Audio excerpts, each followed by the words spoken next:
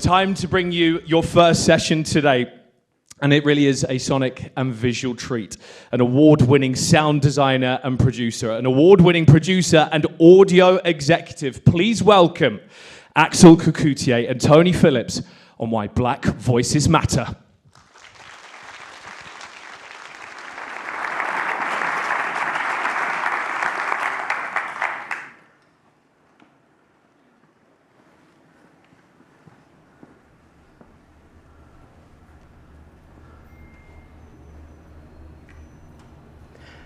In 2004, I went into the BBC White City building very early one morning with my brother. This was the start of a new job for me in radio news and current affairs. And we were meeting up to have a coffee and a catch-up. And as we strolled through the building towards the desk, the uniformed receptionist said this: "You boys going through to the kitchens?" Boys? Kitchens? When he looked up and saw us approaching, what did he see? What was he looking at? Well, my brother and I, we looked at each other, and he said to me, "Well, do you want to take this or shall I?" I said, "I think I've got this." So I said to the receptionist, "What makes you think that we're going through to the kitchens?" And he said, well, he started to write out a pass so that we could get into the building. And then he said, no, I was just thinking. And I said, "Yeah, I know you were thinking. But what were you thinking?"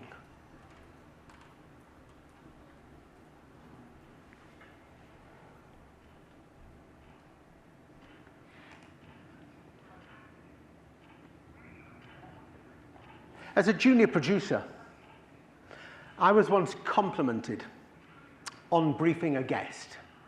And the guest in question was the psychologist, Professor Hans Eysenck. And for those who don't know, Eysenck was a renowned psychologist, famous for his controversial research looking into IQ tests. And he'd concluded that black people are genetically inferior to white people. So, we had several pre-interview conversations, and he complimented me no end on the preparation, the quality of the questions. In fact, I'll be honest, he said it was the best briefing he'd ever had. Well, recording day came, and I went down to Broadcasting House reception to meet him, and he asked me one question. He said, "You're Tony Phillips?" I had my hand out, ready for a shake. He ignored my hand. He got to his feet. He headed off to the lifts and asked, kind of impatiently, "Which way is it to the studios?" Now, perhaps it was the shock of it all, that here I was, challenging, undermining his views on race and intelligence. We got to the studio, we recorded something, he lacked focus, he was all over the place, we couldn't use it. Shame.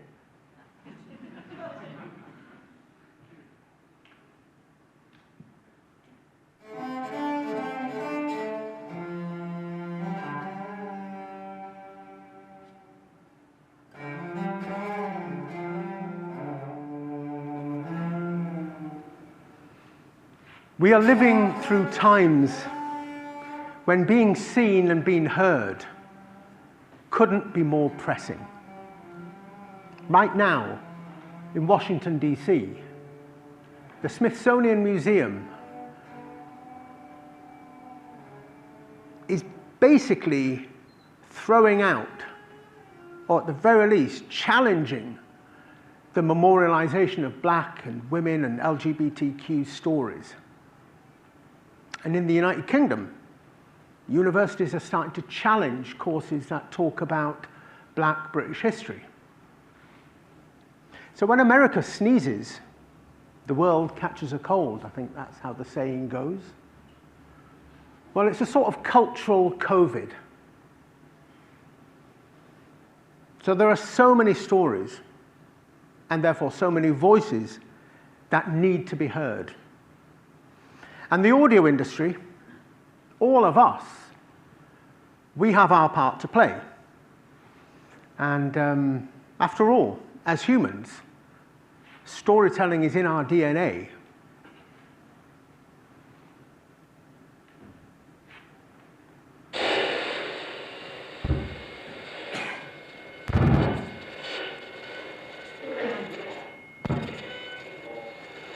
When I wasn't being directed to the kitchens at the BBC, I was the series producer of the prestigious BBC Reef Lectures. And in 2006, I had the privilege of producing the lectures of the pianist and conductor Daniel Barenboim. And Barenboim invited us all to imagine, with all our failings and our complexities, all our beauty and all our ugliness, he wanted us to imagine that we're all players in an orchestra, each playing our part. So when an orchestra is performing a piece of music, the piece of music, the art, the thing will only work if every member of that orchestra is listening to the other person. Or as Barenboim put it, when we're listening to the narrative of the other. Now, he went further because he created an orchestra called the West Eastern Divan Orchestra. He, Barenboim, Jewish, Israeli, founded this orchestra with his best friend, Edward Said, Palestinian, Christian. But the message there with that orchestra is you have to listen to the narrative of your perceived enemy. And without that listening, proper listening, where you see and where you feel, then the other person becomes invisible and inaudible.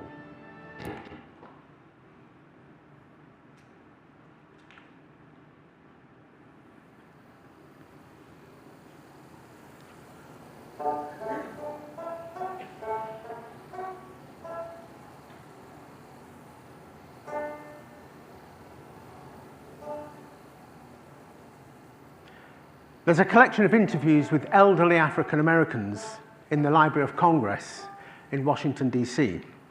And these interviews were gathered in 1932. It was part of the Federal Writers Project set up during the Depression years by President Roosevelt. Teachers, writers, academics, even priests were dispatched all around the South to gather interviews with about 2,000 African American seniors. All of them were born in and around the 1850s, which meant that all of them were born into the institution of slavery. And for many, their living conditions in the 1930s was not that far from slavery itself. I read some of these accounts at university. Now, some of the questions about life on the plantation, about food and play and their masters, etc., they kind of prompted some odd, should we say, responses. The food was great. The play was such fun. The master was wonderful, etc., etc. Now, in the 1970s, a Yale historian called John Blassingame, he controversially suggested that this research, this archive, should no longer be used by serious scholars and researchers at all. Some of the white interviewers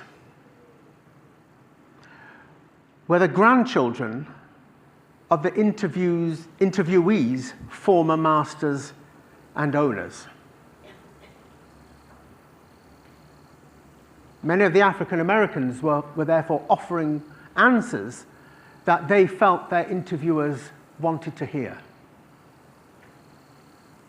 What was at play was a grave imbalance of power and status. In May of 2020, we were all presented with a story of brutal imbalance of power and status. On a street in Minneapolis,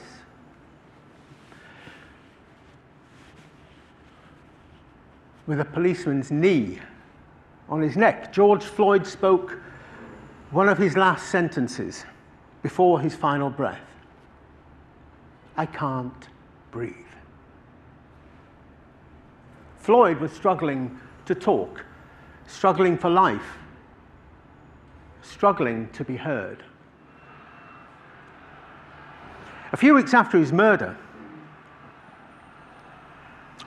the British media turned its attention to a Black Lives Matter march in Bristol, in the west of England, which culminated in the bronze statue of an 18th century slave trader, Edward Colston, being pulled from his plinth, a rope tied around his neck, spat upon, kicked, jumped on, and being dragged to the harbour and thrown in. Now, these events took me back to Bristol because I spent 2 years in that city at the Bristol Old Vic Theatre School. This is where my introduction to the world of audio came, even though I wasn't aware of it at the time.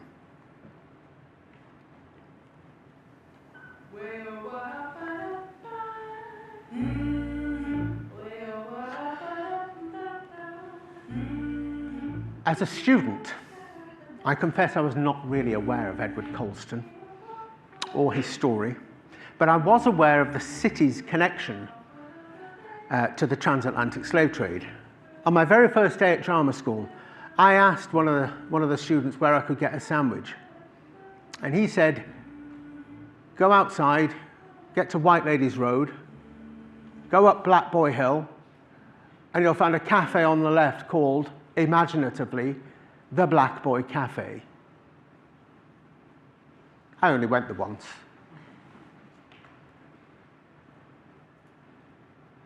Our tutor, Rudy Shelley, he invited 2 actors to perform a scene from a Shakespeare play. I think it was King Lear. It normally was. And the male actor was the epitome of everything that was intimidating for me. He was tall, he was white, he was bearded, he had a big, deep voice. I mean, he's huge. But he was overconfident. And in that scene, Rudy approached him. And the actor was ready for praise, because I think he thought he was going to get the flowers. But Rudy said, in his Eastern European accent, "You're in love," shoulders broadened, "with the sound of your own voice." So it's like an oak tree being felled. And what Rudy was pointing out was that in the scene, when the actress was acting, the actor had decided to almost glance at his watch. And in that moment, the magic, the spell, it disappeared. Acting, said Rudy, is about the art of reacting. And I figured, just a few years later, it was exactly the same in radio. In radio, you might not hear the audience lose focus, but I believe you can feel it. It's never really about the person talking, but it's always about the answer. There was one response, I have to say, from that 1930s collection, the one in the Library of Congress, that had a profound impact on me and on my career. See, when I was trying to make that transition from acting to audio, I came across a book called To Be a Slave, and it was written by a writer called Julius Lester. And Lester had used that archive to tell the day-to-day life of what it meant to be an enslaved African. Work, play, all the things. But there was a quote in the preface to that book that said this: "In all the books you've studied, you've never studied Negro history, have you? You studied about the Indian and about the white folks. But what did they tell you about the Negro? Well, if you want to know Negro history, you have to go to the person who wore the shoe. And by, from one to the other, you'll get a book." And this quote came from what was described in the book as an ex-slave from Tennessee. It quite literally changed the course of my life. It struck me very, very hard. As an actor, I didn't feel I had control. I didn't feel I had agency. I didn't feel that our black experiences were being reflected on stage. I was quite literally walking in other people's shoes, and I wanted to walk in my own. I felt I wanted to have my experience represented on stage. I now felt it was time to head off to university and read a few books. So I did. And this move was the catalyst for why I'm standing here this morning.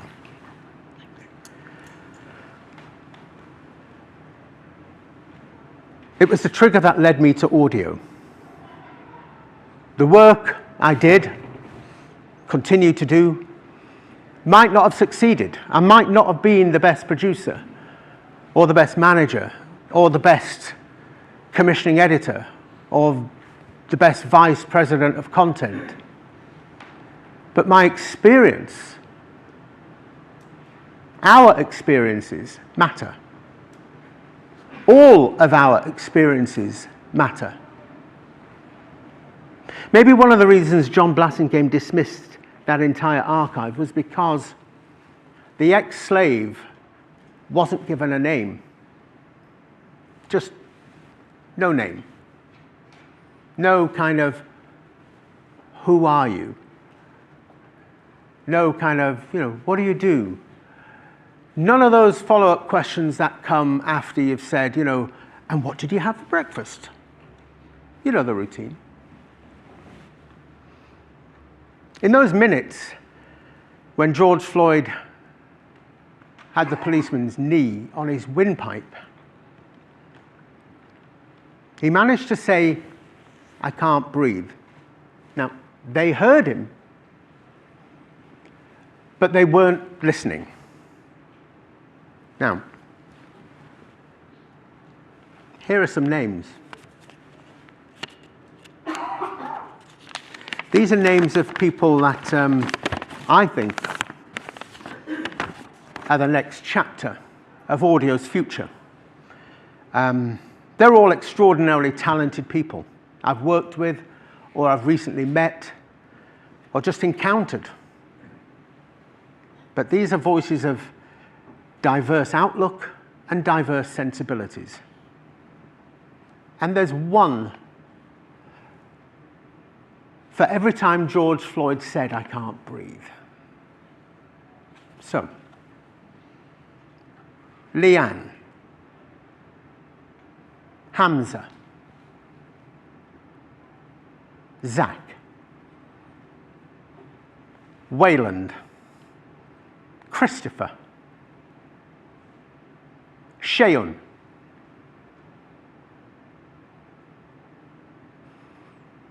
Candice, Bernard, Franca, Jaja, Moya, Rashira, David,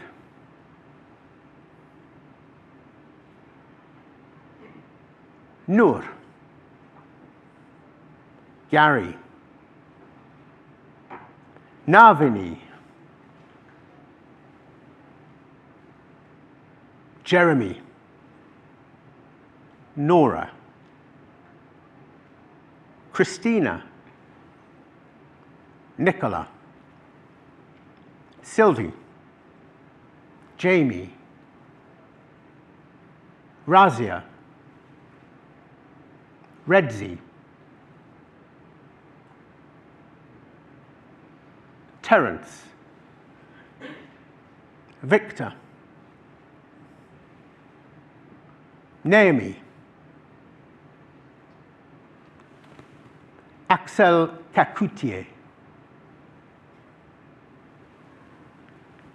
Now, none of these people have ambitions to work in the kitchens at White City. Not that there's anything wrong with working in the kitchens at White City, but they have stories to tell and experiences to pull on.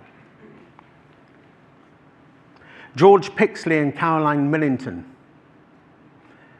they gave me a chance to be heard and seen and to breathe. And I'm still here, and I'm still breathing. So when you say you're listening, what are you hearing?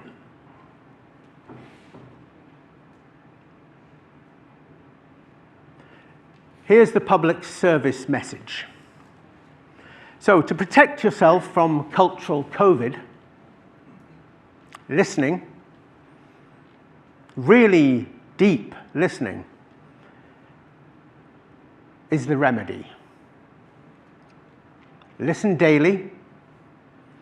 Most importantly, listen widely. And listen for life.